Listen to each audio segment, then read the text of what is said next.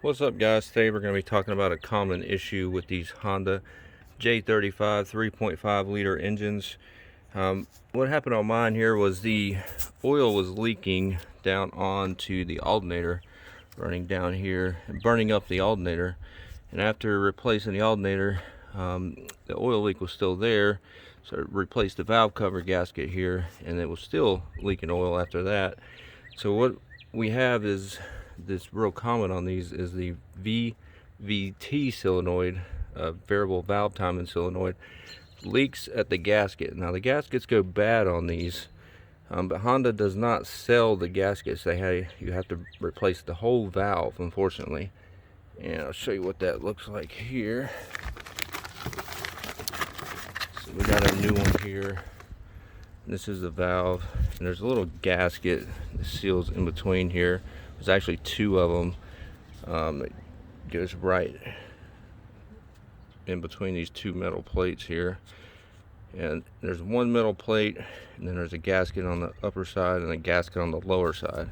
And those gaskets go bad, and you can purchase these gaskets online at eBay, which I tried to do, and I do not recommend because they cause a check engine light code afterwards, and that code is a P3497. And what happens is the screen portion of that gasket is not properly sized. It does not fit in there properly, so it restricts the oil flow to the valve solenoid to control the variable timing. So you get that cylinder deactivation code when that happens. So unfortunately, like I said, Honda does not make the gasket, so you have to replace the whole valve for this oil leak problem.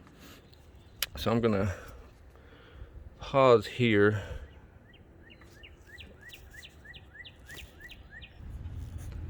Alright, so these are the gaskets that are in that solenoid, and this one here is the one that's not fitted properly. The screen has came out on this one, but because it doesn't fit in there, and you force it on there and it pops out.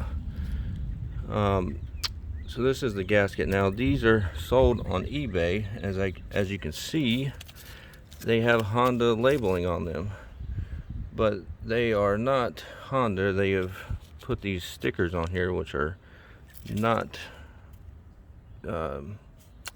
correct, in my opinion. That's what I believe anyways, because they do not fit like Honda gaskets do. And I'm gonna pause again here. Alright, so as I was saying, those gaskets I don't believe are authentic, genuine Honda. They were quick to refund my money through eBay once I filed a complaint about it. With them still, they actually solved the oil leak problem. They just create the check engine light problem, which is unfortunate, because now instead of a $10 gasket, now we have to replace a $200 valve solenoid to fix this oil leak. So I've got everything taken apart already. I forgot rather to start filming from the beginning. So I'm just gonna pick up from here, show you how everything is taken apart here. So you got to pull these bolts out here. There's 1, 2, 3, 4, 5, 6, 7, 8, 9, 10, and this all lifts up, and you slide that valve off of it. And I've got everything off and cleaned up really well here, the gasket mating surface. So I'm going to put some silicone sealant on the new bottom of the new valve here, which is over here. I'm going to put some silicone sealant around that, and then we're going to let that set up for a minute or two, and then we're going to bolt that on, and it goes over like so. We're going to lift those rock arms up and slide that on there, and then set that up and bolt that down. So we're going to take a pause while we get some silicone on there. Alright, so I got a bead on here. It's a little bit heavier than I wanted. Didn't have the nozzle tip, unfortunately, so I had to use the open end. This is what I'm using here. It's the Optimal Max Torque gasket maker, or Optimum rather, from Permatex. I'm not using Honda Bond. Nothing against Honda Bond. It does a good job. It's just overly priced in my opinion. So we're going to go with this, and we're going to pause so I can get this bolted up here. Alright, so we got this started, got the gasket maker on there, got it back in place. And you want to start with using your 12mm socket on these bolts. Start in the center and just snug them up hand tight at this point from the center, working your way out. I've already got these two started.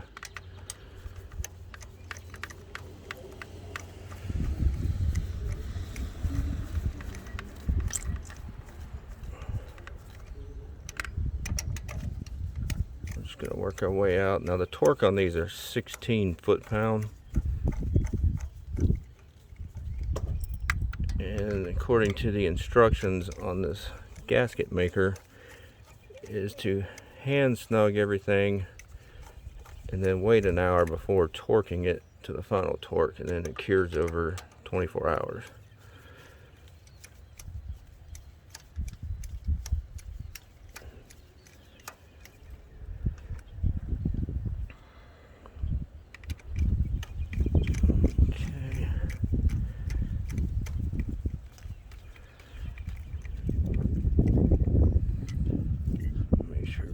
Good here, lined up right.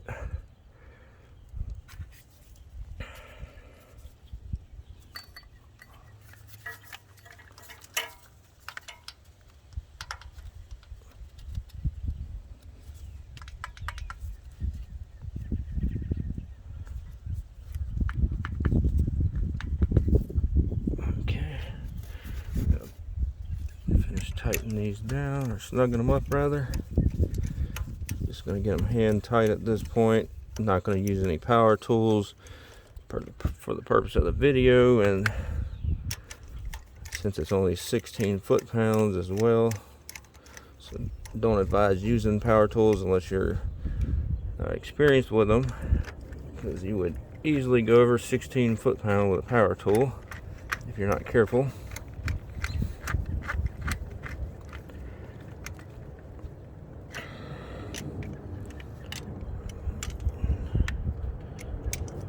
Tighten these down.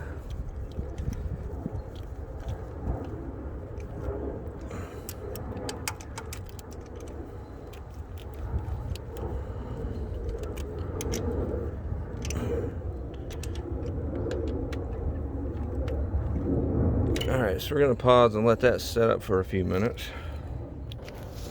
Alright, so what I did was, during the pause, is I went ahead and snugged all these up with my ratchet, just hand tight, and you can see the silicone now. Let me get in here.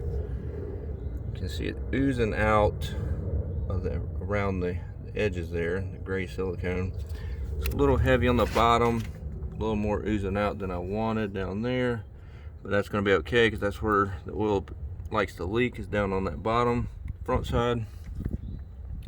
So we're going to let that set up for a little bit before we torque everything down. We're going to start in the middle and work our way out in a crisscross pattern, and we're going to go down to 16 foot-pounds when we torque those down.